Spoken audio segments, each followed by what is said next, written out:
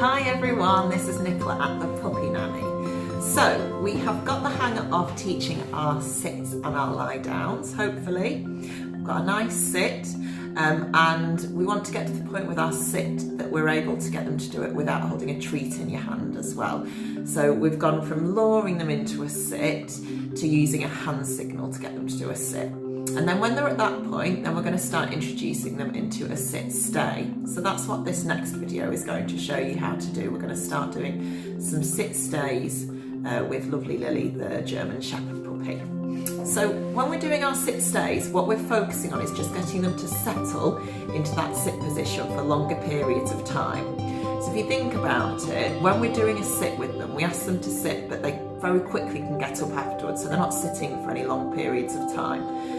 With a stay, we're trying to get them to stay there for longer and longer periods of time. And then other things that we can do when we're teaching a sit stay is get them to do it around different distractions, or when we're moving away, or when we're going out of sight and things like that. But to start off with, we're just going to build up getting them to settle into that position for a few seconds. And we're going to use this, use the clicker to teach them that when they hear the click, that's the cue for them to get up. So we're going to use the clicker as what I would call a release cue. So it releases them from the position that they're in. And if you think about it, you've already been doing that with them, because what you've been doing is you've been asking them to sit, and then when their bottom touches the floor, you've been clicking and giving them a treat. And they know when they hear that click that they can get up out of that sit position and they can have their treat afterwards. So they already know that the click tells them that the exercise is over. So what we're going to do is the first step is we're just going to emphasise that a little bit more by clicking and then dropping the treat on the floor. So this is if you've been feeding them the treat into their mouth, we're going to click and drop it on the floor. And what that will do is it will just kind of reassure them and let them know that when they hear that click, they can get out of position because they're allowed to go and get the treat. So as soon as they hear that click and you drop the treat on the floor, they can get up and they can go and help themselves to that treat. So that's going to be the first step. And then the second step is going to be just holding back with that click and that treat for a few seconds at a time. So you'd ask them to sit again, but instead of clicking and treating straight away, you'd just pause for a second and then you'd click and drop the treat on the floor. So what should be happening is they should be waiting in that sit position until they hear that click and you drop that treat on the floor. And if they're all right with that, then you can do the same thing, ask them to sit, and in this time pause for a couple of seconds before you click and drop the treat on the floor. And then next time you want to try it for 5 seconds and click and drop the treat on the floor. And I like to build up to a 10-second sit stay before I start to add in any distractions or walk away or anything like that. So you're still stood with your dog the whole time, you're stood with them, you're counting in your head, you don't want them to hear you counting, but you're stood with them the whole time. And then when you're ready for them to move, you're just clicking and dropping that treat on the floor so that they get up to go and get the treat. They don't have to move out of their position for you to click and treat. They've got to stay in that position and wait for you to do that click and that treat. We're not walking away, we're not moving away, we're not adding in any distractions yet, we're just stood with them. If you want to say stay, you can do, but you don't have to. So if you are going to add in a stay, I would say sit, stay, and then start counting, and don't repeat it again. So we don't want to be asking them sit, stay, stay, stay over and over again, because then they're learning to stay if we keep saying stay, and there's going to be situations when you're going to want to ask them to stay once and then expect them to stay and wait there. So we don't want to keep repeating our cue over and over again. So hopefully that's explained what we're going to be doing. So I'm going to demo for you with Lily what we're going to do, and I'm going to talk you through what I'm doing with her, and we're going to build up from doing just a sit stay to doing a 10-second sit stay with Lily. Okay, here we go. Okay, here we go. So here's lovely Lily again. So I've got my clicker and my treats, and I've just thrown a treat there to just get her to move out of position. And I'm going to use the hand signal I was doing before to ask her to sit. So I'm asking her to sit, I'm pausing a second, and then I'm clicking and I'm chucking a treat. And what's quite handy, which you can't see, is there's actually a clock in the room that I can hear ticking, so that's nice and easy for me to count the seconds. So sit again, pausing for 2 seconds, and then click and treat. And I'm not saying stay. You can say stay if you want to. You can say sit, stay, or you can just say sit. It doesn't matter. It will work both ways.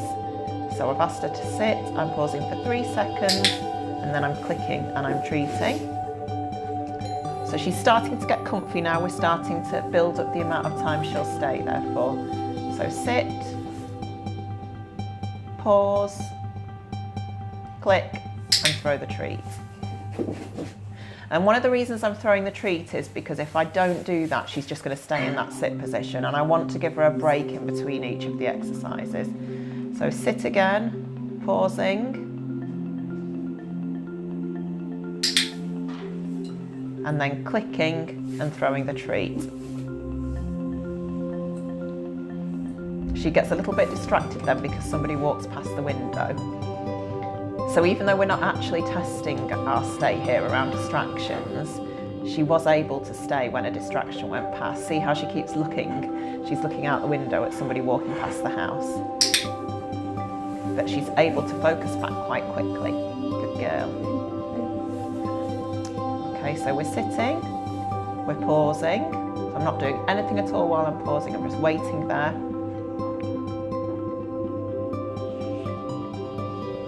And then click, and then treat. Getting longer and longer. So sit again, pause. I'm counting in my head because if I count out loud, she might start to associate that with the sit. And we don't want her only sitting if I'm counting. So I'm making sure every time I do it, I'm just counting in my head. Sit again, I'm pausing.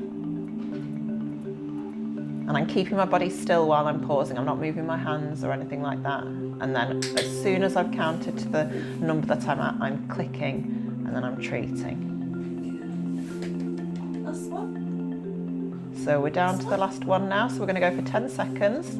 So sit, 1, 2, 3, 4, 5, 6, 7, 8, 9 and 10.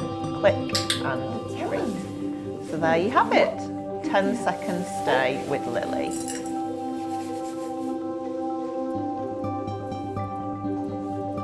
Okay, so hopefully that video was helpful and showed you how to just gradually build up to a 10-second sit stay with your dog or your puppy. So I would focus on that first of all. As I say, don't worry about walking away or adding in any distractions yet. Just concentrate on making sure that they can do a sit stay for 10 seconds. And then once you've got the hang of that, then you could do things like repeating the same exercise but in different rooms of the house.